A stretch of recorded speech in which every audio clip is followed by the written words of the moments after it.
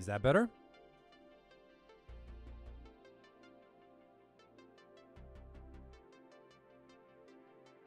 Sounds good now. Okay. I don't know what the issue is, but hopefully I don't turn into a Terminator again. So what's going to happen is it's already going, so we're not going to watch the ingress this time. These guys have already started fighting because I don't want to have to go through that ingress again because we've already seen it. It's a long way. We're going to sit around for 45 minutes. So a couple of missiles have already been shot because I was dealing with this problem and everything was still playing. So I'm going to just let it kind of go. Oh, these don't work. So we're just going to let it kind of go and see what ends up happening here. I got to unpause this one.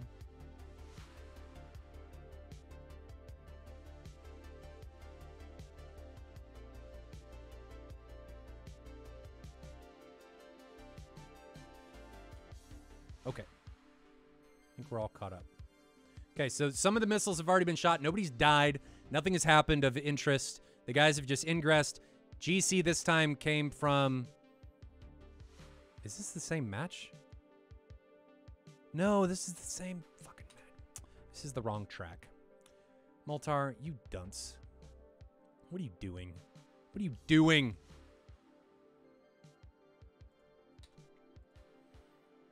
Then I gotta go grab the other track because I grabbed the wrong track that time, you moron.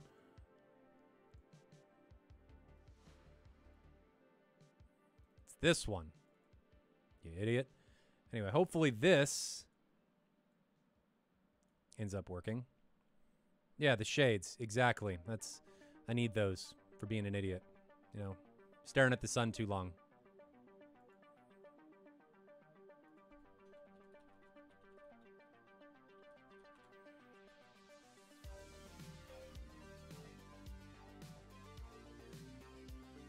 Load.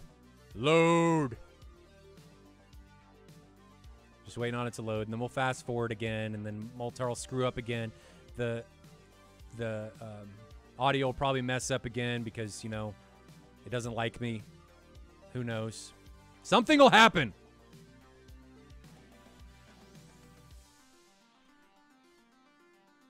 Something will break.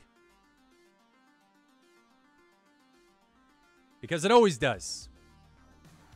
Because that is the way. Who else is really excited for Mandalorian Season 2? Because I sure as hell am. It's going to be baller. It's going to be awesome.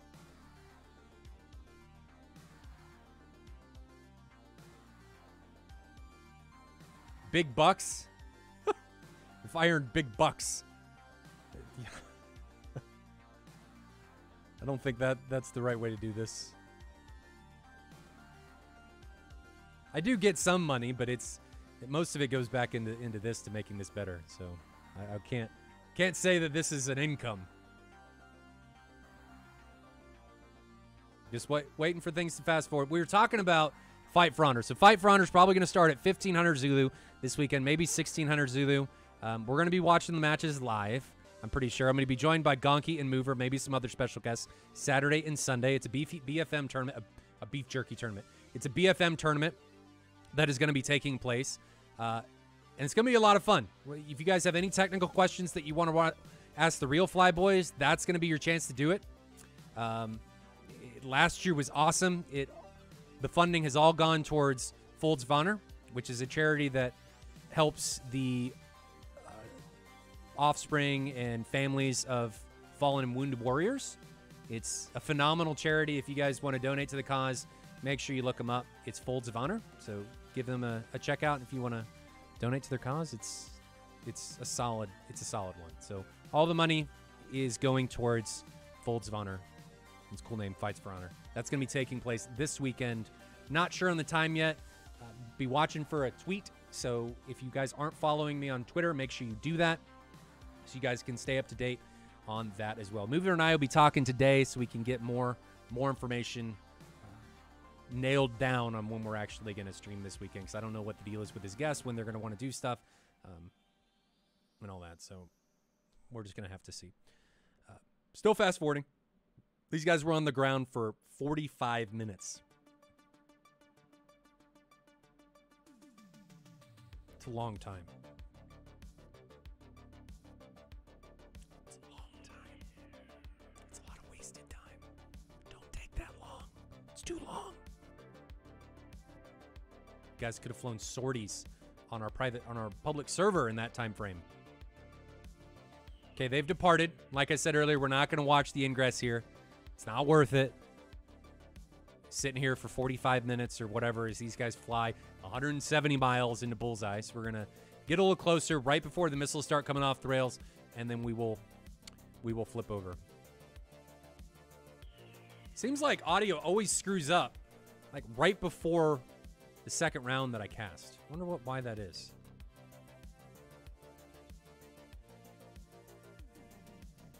Maybe the stream gets messed up from, or OBS gets screwed up from loading other tracks? Maybe? I don't know. My butt is really vibrating, though, from my jet seat. Because this is a first-person track, so the game is outputting all the API data. So my jet seat's like, let's do this!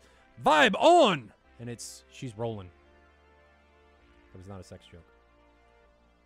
Hey, pause. Pause. Okay. So here we are. These guys have entered the bubble. They are 70 miles across. So let's jump into everything, see how they're going, and go from here. Same aircraft, same people on both sides. Will Golden Crown be able to equalize it here? Are they going to be able to make it happen? Send us to round 3. I kind of got pulverized in the last round.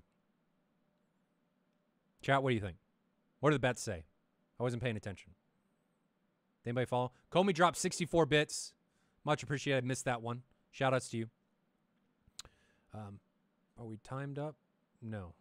No, we're not. 350. Okay, this one needs to keep going. Okay, so that one's all synced up. Get this all synced up so we can play.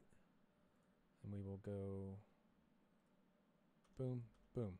All right, so we are playing. We are going. 75 miles apart right now, ladies and gentlemen, for these guys. Tomcat this time from No Wheels is not leading the way. He's in a trail position, so no reverse stinger from Cripps, Tau Hermit, and No Wheels' formation. Yaga still leading the way for the northern formation, which was to the south, so he took a left offset down here. He's taking a left offset up here.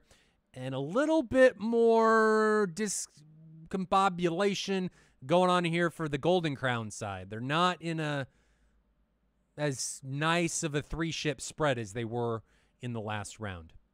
Is that going to come back to bite them? I don't know. I'm not sure. Let's ride along with Yaga and see if he's going to be able to make anything happen. So we'll go to split screen so you guys can see the map as they ingress. I'm going to get rid of my ugly bugs so you guys have a better view of what's going on. Yaga is leading the way for the 64 side. Challenger right here is leading the way for the Golden Crown side. They are separated by 33 miles at this point. Yaga's at 40,000 feet over Mach 1, puts a 120 out. There she goes, climbing up through 50,000 feet, already 2 miles away as it comes in towards its intended target.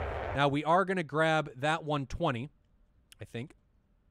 Here it is, as it comes in towards its target. Let's flip the sides here. So the map's now on the right. The 120 that Yaga launched is on the left. Is that going to be able to... It's not on Challenger. It's on Dave. Does Dave have his air brakes out? Dave, air brakes? No, he doesn't. Okay, no air brakes from Dave. F-14, AIM-54, now being launched from Challenger onto Yaga. Yaga is in a lot of trouble. Yaga's at 12,000 feet. Here comes that AIM-54. Here it comes. He's not notching. Not notching. Yaga, notch. No. Bam. Yaga, first casualty. That happened a lot faster than it did in round 1. He just got smashed by an incoming telephone pole, and he is the first casualty here in the second round, plummeting now, and 64th is now a man down. 6v5. Now Golden Crown with the advantage. Are they going to be able to maintain that? So Yaga gets taken down. Oh, but Yaga was able to take down Dave. We missed that. So Dave got taken down by the high and fast 120.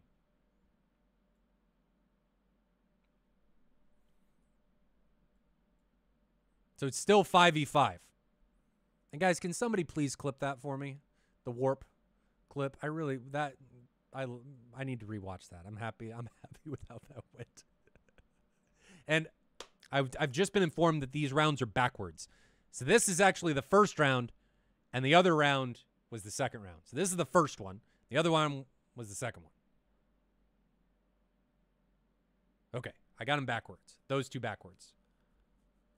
Will there be a third round? I don't know. Does Golden Crown take it? They're even now. 5 apiece. Both teams after that initial casualty here. No, it's not a spoiler alert.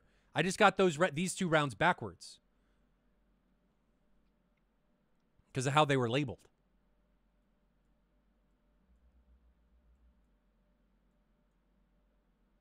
But Dave got taken down. Yaga's fast 120 ended up taking him down, but Dave was the air brake man, was immediately avenged by Challenger, who sent a telephone pole-sized missile into Yaga's face. And Yaga just didn't know what to do with it. No Wheels is now launching an AIM-54 over here to the south. Let's grab that. Here it comes. 2,500 knots at 30,000 feet. So No Wheels was pretty low when he launched this missile. Let's get split screen so you guys can see as this missile ingresses. So here's the AIM-54. Is that on Gripen? Gripen's at 10,000 feet. He's not very high. I don't think that. No, he's not on Gripen. There's Gripen right there at 10 miles. It's going to fly over Gripen. I think it's actually on Fuji. But that's not a bad thing because it creates separation in the flight. So Gripen is now pretty heavily separated from Fuji. So if 64th decides to press,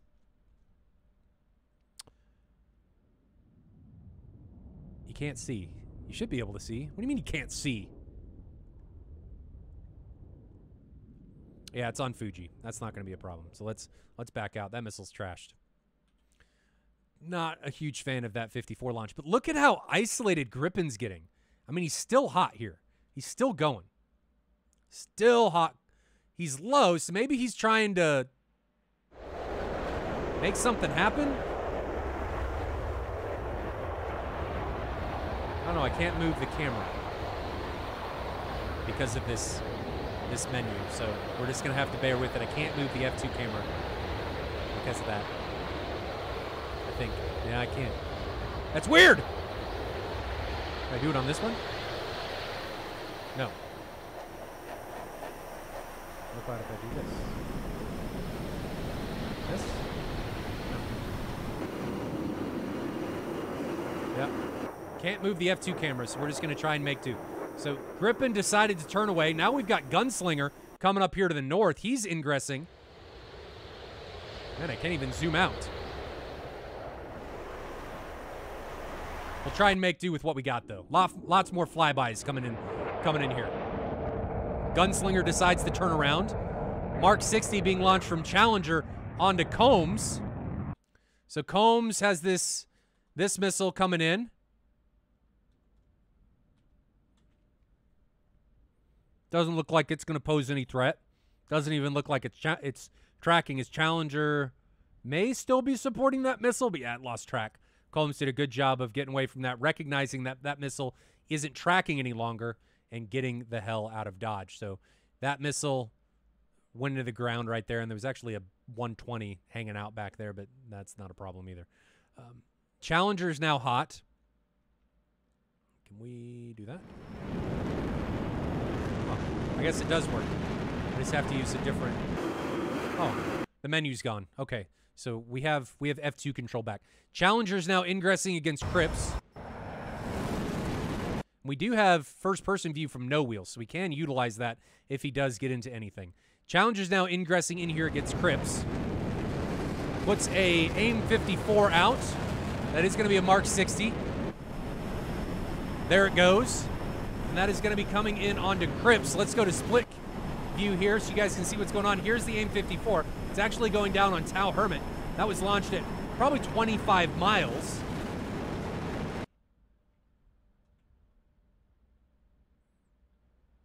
here it is. Rocking and rolling 2,100 knots right now. Still burning towards its target. Still going. Don't see Tau Hermit. There's Tau Hermit. And I think he's going to line of sight it. Or is this a second missile? No, this one's coming at no wheels. How's that coming at no wheels? What? I'm confused. But Challenger actually is in a bit of trouble. He's got a Phoenix all over his 6. Over Mach 1, he effectively drives it into the ground. Well defended. Looking at his aircraft, though, he's down to 4 Wave 9s and 1 Phoenix.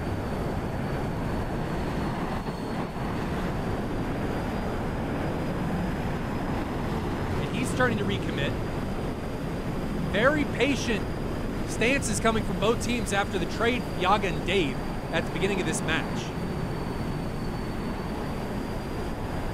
Gunslinger getting in here deep against Comey and Combs. Gunslinger's at 7,000 feet doing the mountain thing, and Combs is at 20,000 feet. So Gunslinger is definitely seen.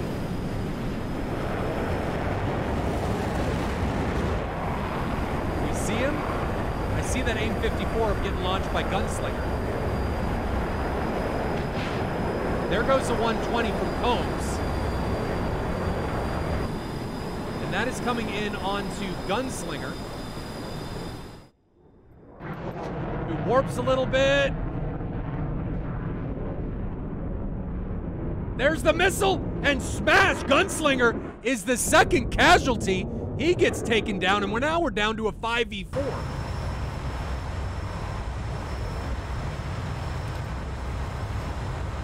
And this is No Wheels' view we're looking at here.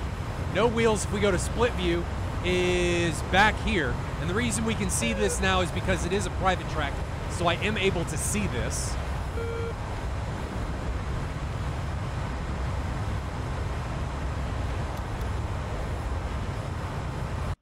Let's go back here to view this. Comey's now ingressing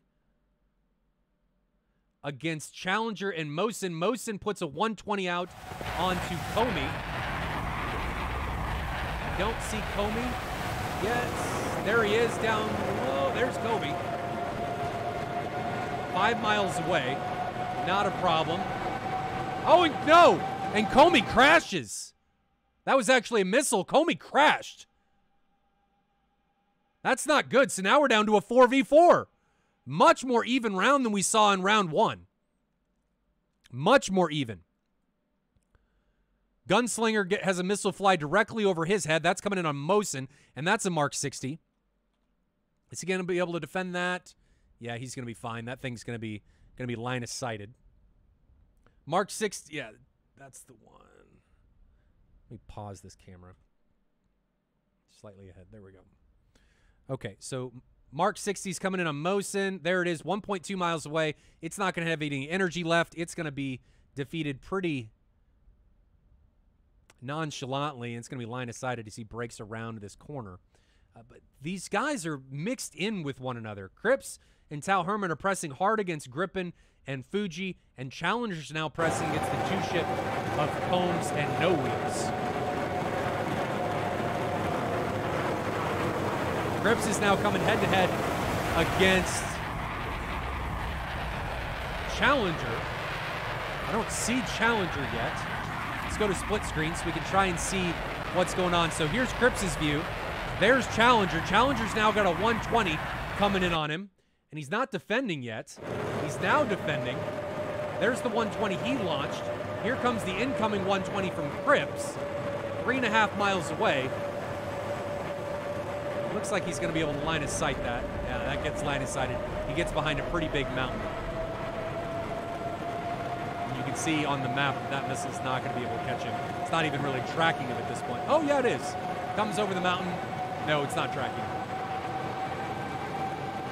So not an issue any longer for him. Still a 4v4. Look at where Challenger is getting. Challenger is getting in here pretty deep, and Cripps, I think, has recognized that, seen him on data link, and No Wheels is doing a really good job of dragging him. So here's Cripps' view. don't see Challenger yet. We'll grab Challenger on the other view. So here's Challenger.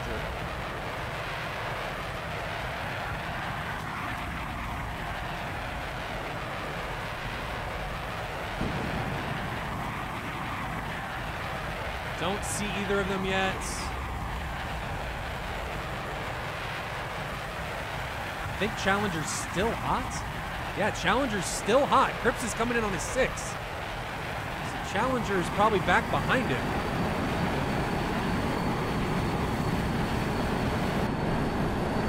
Oh, sorry guys, we lost. There we go. So here's the view we want. We got Cripps on the right, Challenger on the left. Challenger is getting run down. Maybe he's trying to run. Maybe he's low on fuel. He's not engaged.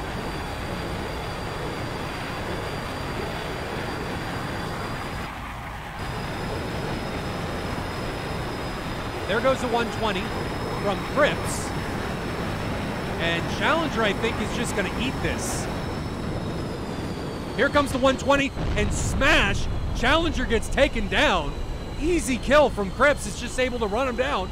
Run down an isolated bandit from the Golden Crown side. And now Grippin is defending a 120 that was launched by Combs.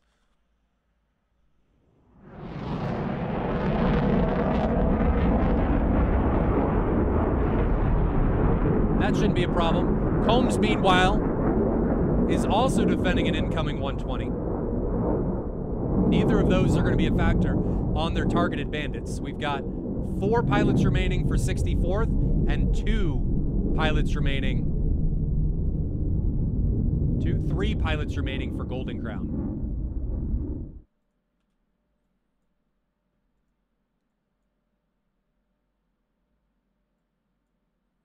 Tau Hermit looks like now he's getting in pretty deep here.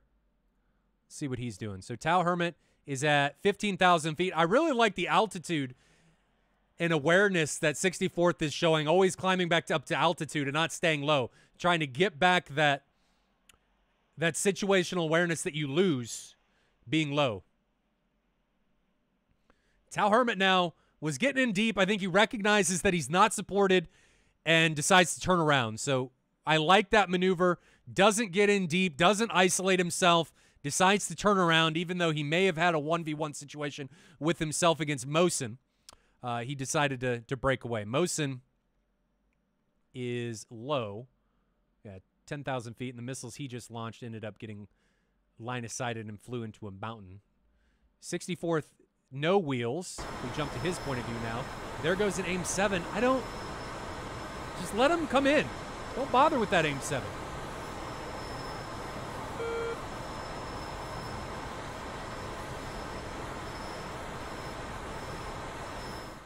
Don't bother with that AIM-7. So that, I mean, look at how far that was launched. Maybe he's just trying to get him to turn away and try and isolate Fuji. But Grippin now is totally isolated. Grippin, what are you doing? Why are you by yourself? And he has a fast incoming threat, fast incoming missile coming in on him, and he gets pounded by that missile that was launched by Combs. He was totally isolated, totally by himself. He was all the way up here. All the way up here. Why? Why? Why do that? And now Golden Crown is down to 2 remaining contacts, Fuji and Mosin.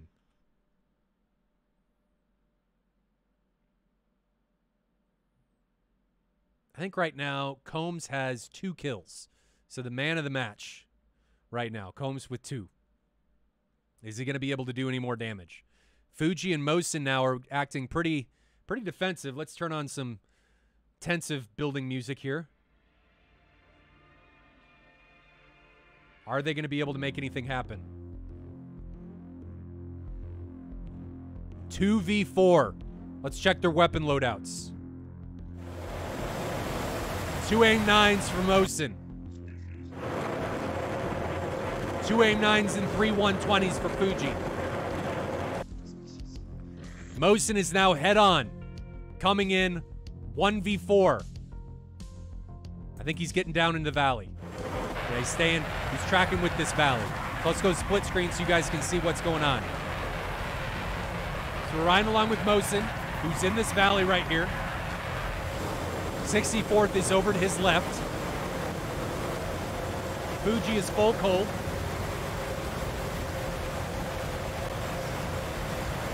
Combs, the closest attacker for 64th, is up here. Combs is at 21,000 feet. Cripps, 23,000 feet. Tau Hermit, 26,000 feet. And No Wheels, 35,000 feet.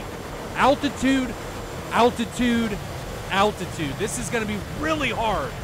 Really, really hard for Golden Crown to deal with.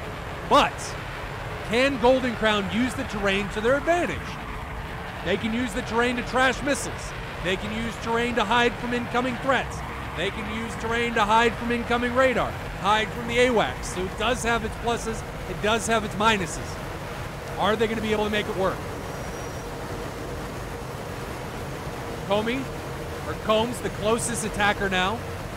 25,000 feet, still ingressing. Mosin's right here at 10,000 feet. Sorry, 7,000 feet. 280 knots.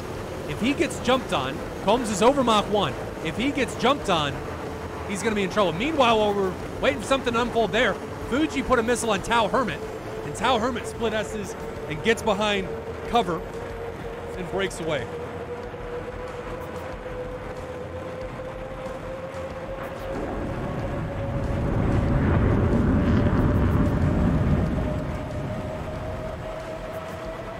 I still think the one to watch right here is this, right here. 10 miles. 10 miles. There's Combs. You can see him on Mosin's screen. 10 miles and high. 9.5 miles now. Mosin's still trying to run. Up to 400 knots, 8,000 feet. Combs, 860 knot ground speed. 20,000 feet now. Combs is closing at 400, has a closure rate of 400 knots.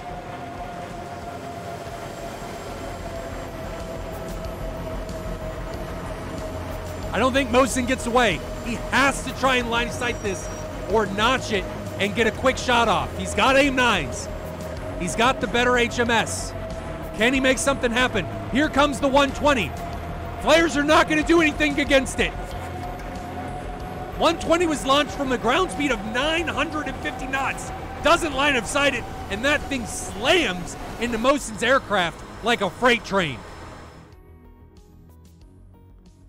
Fuji, again, is the only remaining pilot for Golden Crown. Can he channel his inner warp? Will we see the god of warp present himself again? And Fuji, I'm just having fun. You know, nothing against you. You just saw warp. Will it happen again? He's now head on with Cripps. Head on with Cripps. The suspense is building. There's Cripps, 7 miles away. 120, launched by Fuji. Split screen. 120 coming in on Fuji. I don't think he's going to get away from it. 3.5 miles. Fuji's trying to defend. No warp will help you this time. Fuji still closing. Still closing. Still closing. Don't see it. It overflew him. So Fuji does a good job of defending that incoming threat. But now he has other problems.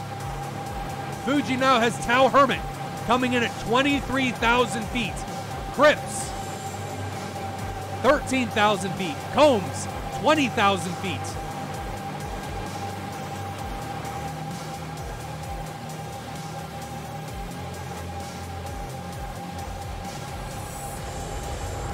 Here's Combs' point of view. On the right, Fuji running on the left. This is exactly what we saw at the end of the last round, where large amounts of warp ensued.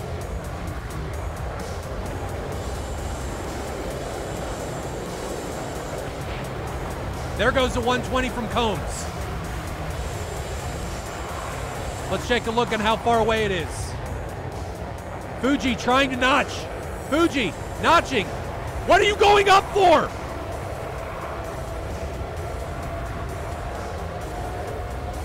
And the warp. There's not enough warp to save him in that one, ladies and gentlemen. That one finds its mark and ends Fuji's life in this round.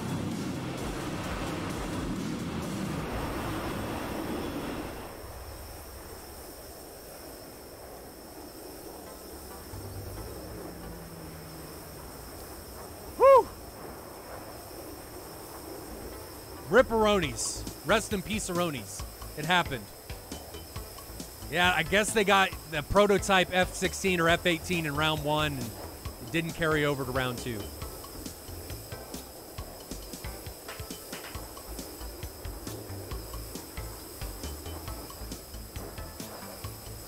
Let's take a look at the TAC view.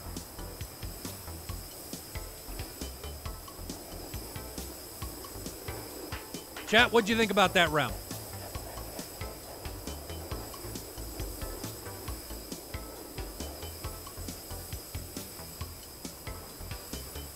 Thoughts, feelings, desires, wants. Let me know. 64th is egressing again, back to their airfield of choice, taking off. Sorry. Prototype was in round 2. Prototype was actually in round 2, but we viewed it as round 1. Okay, so this was actually round 2. No, this was round 1 that we just watched, but we viewed it as round 2. The first round we watched was actually round 2. Sorry for confusing everybody. 'Tis my way. Okay, so these guys ingress. This is the first casualty. Yaga against good old Dave. Dave. Yaga launches from 30-some miles. Dave's at 32,000 feet, Mach 0.8. And Dave probably forgot his RWR. That's what I'm going to say, because Dave doesn't do anything. Well, he does now. Maybe he's just waiting to try and get a 120 off. But Yaga, I don't know what Yaga's doing either. Notch this! I guess he didn't see it. Did not see it. And that AIM 54 eats his lunch, and this 120 smacks Dave in the face at Mach 2.5. Bam! Equalize, 5 apiece.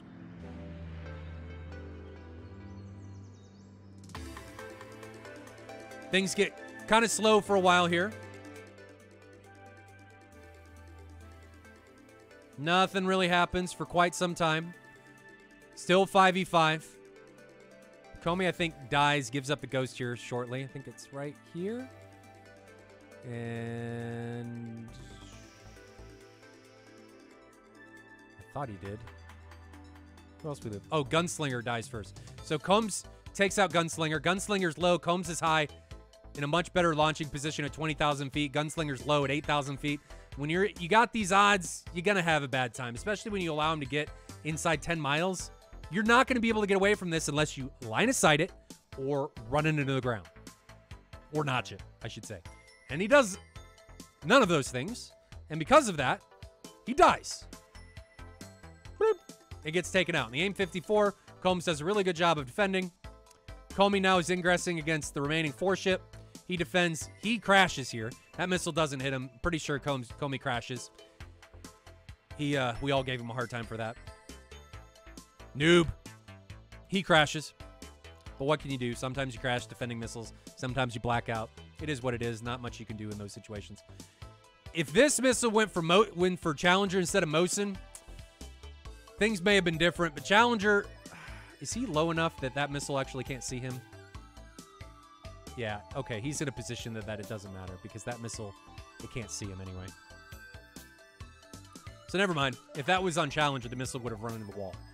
It wouldn't have gone. So it's actually better to launch at Mosin. Take Mosin out of the fight. Challenger gets isolated. He's now up here by himself.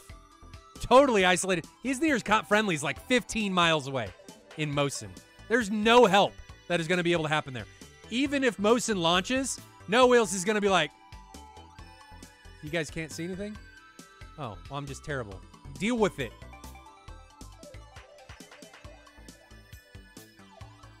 I got to remember I got to resize this. Anyway, Challenger is so isolated now. Closest friendly, 15 miles away. It's just can't. No Wheels is just going to completely disregard this. And No Wheels actually does a really good job of launching on Mosin and pushing him off, further isolating Challenger. Like, Challenger's totally by himself. Completely by himself. Finds No Wheels, and then No Wheels drags him. And I'm going to guess that Cripps actually has his radar off and is just following Challenger on data link. Because Challenger doesn't do anything. Just continues to follow No Wheels. Cripps comes right in on his butt, maybe turns his radar on, totally surprises Challenger, unloads the 120, and that is the end for Challenger's F-14, and he gets taken off.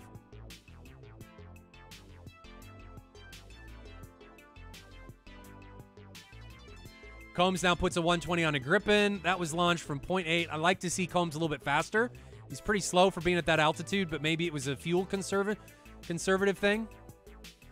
Look at all those missiles. I guess Challenger recognizes he's going to die and just unloads all the things. And there they go. Let me show you guys since that was off screen. And there they just everything goes. Not even on somebody. Just launch all the things. Yeah, Magical Malgo. But the Phoenix from No Wheels, if we back up, it's calculated. Because you launch onto Mosin, you're creating these isolations. And this is exactly what you want. To get these isolated contacts that they're much easier to prosecute and take out. Challenger gets isolated. Can't do anything about it. But man, that Phoenix actually almost connects with Mosin.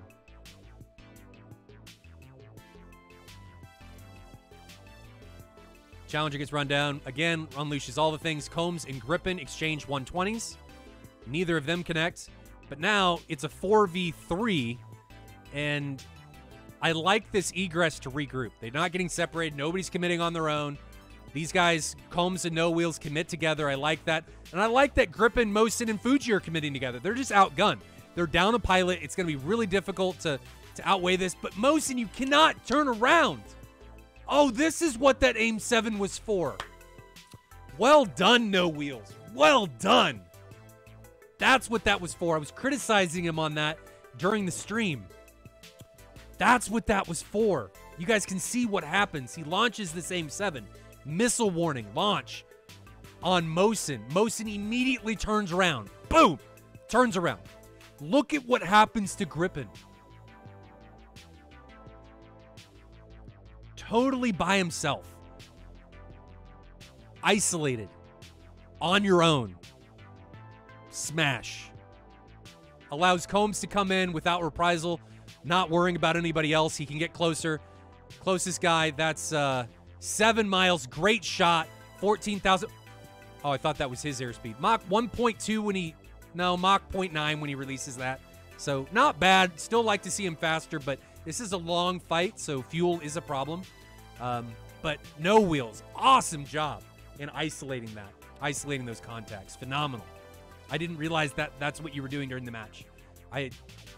Well done. Gripen just gets isolated. Combs gets low. Line of sights those missiles. No problem. So Mosin and Fuji are now on their own here. And everyone from 64th commits on their own. Not a bad shot from Fuji. Trying to get Tao to just, screw off. Get him out of there. Not bad. Golden Crown's trying to create some isolated scenarios. Though it's really hard to do when you're down 2 men. Okay. Mosin is now getting run down by Combs here. Combs is at Mach 1.32. I don't think in a Hornet you're going to get away from that, especially when there's a 13,000-foot difference. It's just not going to happen. And to point this out, somebody was talking about Pincer. Mosin only has one direction he can go. He could only go this way. He's getting flanked by Cripps. Pincer maneuver. So they've cut off a big part of his egress. He can't go this way. Crips will kill him. He can only go this way. And if he goes that way, he's creating angles for Combs. If he goes this way, Combs is going to get run down. So bad position for Mosin to be in. Mach 1.6. This missile comes off. Notch, notch, notch. You have to notch, or you're going to die. And nothing happens. And the missile says, hello, goodbye. And Mosin gets taken down. Now, instead of Combs breaking off, I would have liked to see him just continue on to Fuji. Use that data link picture. Continue on to Fuji. You have to assume that Crips and Tau can see Fuji. You know he's the last guy. Maintain that speed. Don't break off. You're bleeding that speed. Just continue, climb, and turn that speed into your next engagement. But he breaks off, has to rebuild that speed. He does climb back to altitude, so I will give him that. Getting back to altitude is really important. You can see that every one of these guys is higher than Fuji. No Wheels is at 43,000 feet. Yes, the Tomcat doesn't have PPLI, but he can relay all of this information to everyone else in the fight. That's really important. Really important. He's going to see everything. Even if Fuji gets down in these hills, No Wheels is going to see it. 120 unloaded from Crips. Gets Fuji on the defensive. I'd like to see Combs now put another one on him, or Tau Hermit put another one on him, force him to stay in the defensive so that he can't recommit. Just keep launching, keep him in the defensive position. This would be a good opportunity to launch from Tau right here. Instead, Tau may not have any missiles left, but Combs does. He recognizes that he's trying to recommit. 120, deny the recommit.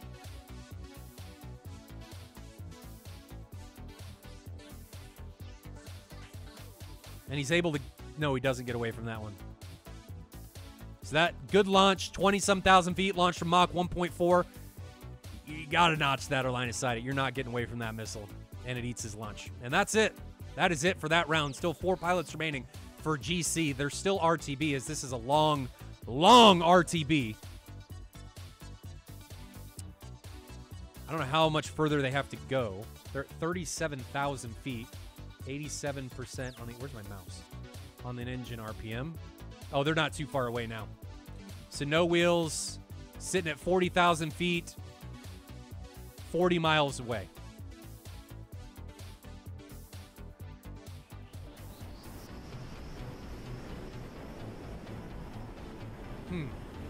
I think they're going to be able to make it back. I don't think they're going to have any trouble. Nope, sorry about that, guys.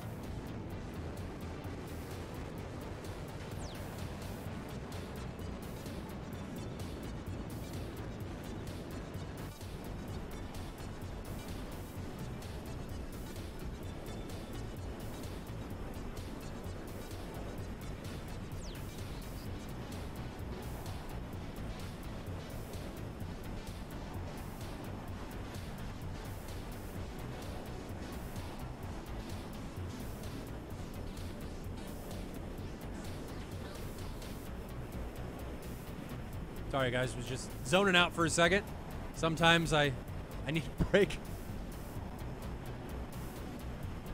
And the old brain doesn't say anything to the mouth to say. So now we're down to 33 miles. We'll go to split screen so you guys can see both here. No Wheels is leading the way on the RTB back to Krasnodar Center. I don't anticipate fuel being a problem. I mean, No Wheels is still at 98% RPM on the engines. Still carrying his missiles. And he was in drag. Or in drag. Oh my God. He was in burner. Now he's got to be 25 miles away. Yeah, this isn't going to be a problem. They're going to make it back. Unless all three of them crash. Or 4 of them crash, because Tau Hermit's actually right here with Combs. Formation flying. Tau Hermit. 5 missiles still. Missiles for days. Comey last round had 5 left, or 4 left. Tau Hermit this round has 5. 5! Does No Wheels have any? He's got a name 7. at 2 AIM-9s, so he does. Just no Phoenix. So they still do have missiles if this would have gone longer, which is good. Good. I like the missile conservation. No Wheels looking like he's coming down from altitude, descending from 40,000 feet. There's Krasnodar P to the right, and Kras Center right on his nose. He's probably just going to go straight in since he's not flying formation with anybody. On the left side, you can kind of see the outlines of Kras Center off to the right of the screen.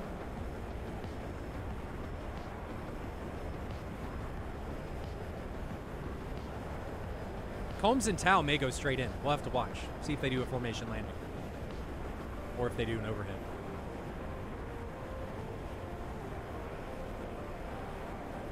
So we've got No Wheels made it, Tau Hermit made it, and Combs made it. Am I missing anybody? And Cripps. Cripps is out there in the 18 by himself. Nobody wants to fly with the ugly 18. Poor 18. Poor 18. Nobody likes you. You fly like a dump truck. You don't fly like a dump truck. I don't like the way it flies. Bullet, welcome. How are you? You just caught the end. As long as these guys are able to land. Yeah, No Wheels is going straight in. Lining it up. Was No Wheels Rio Vatti? Was that who it was? I'm pretty sure that's who it was.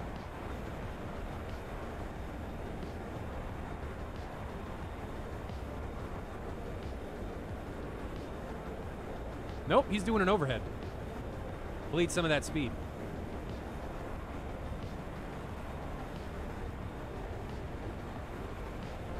So let's grab the map here so things run a bit smoother.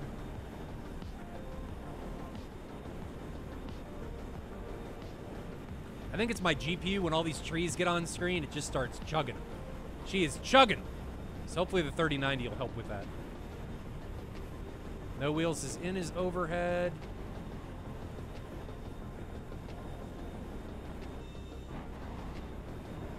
There's the airfield.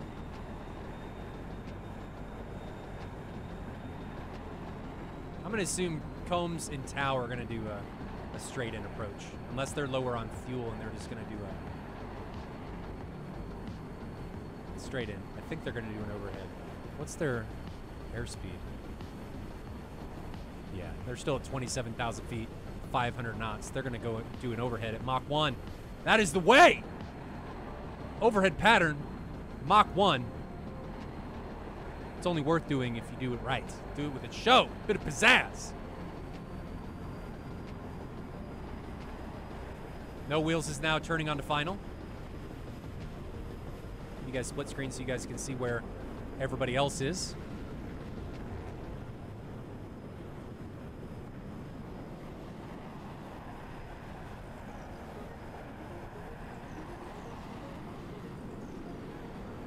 Why does the map show No Wheels is further to the north?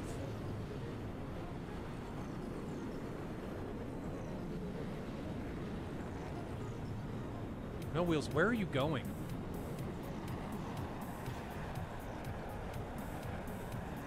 That's a hangar.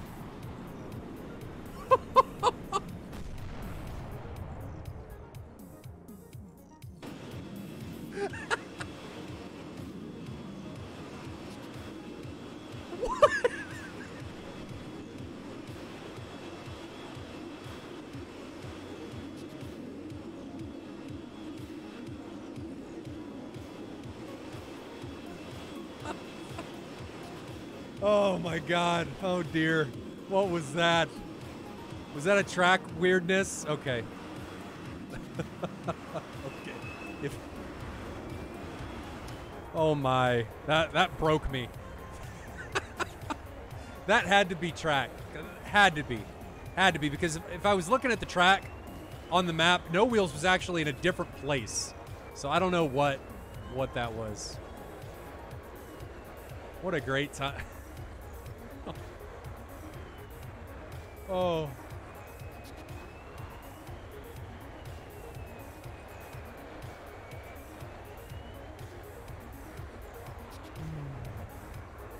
Tried to remove the wheels to lift.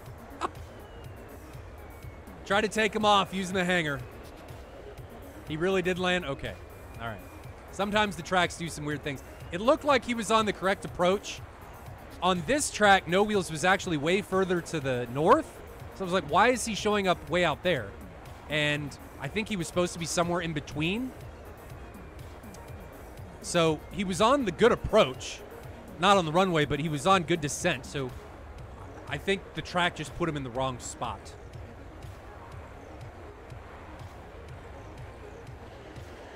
Sometimes with the personal tracks, things like this can happen.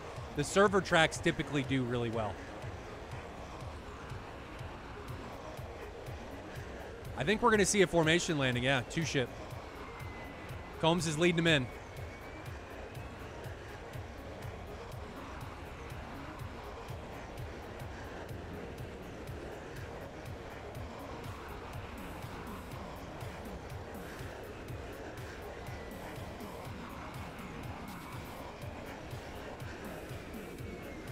Oh, Combs, you floated a little bit. Not bad, though. You guys didn't run into each other. Take that as a win.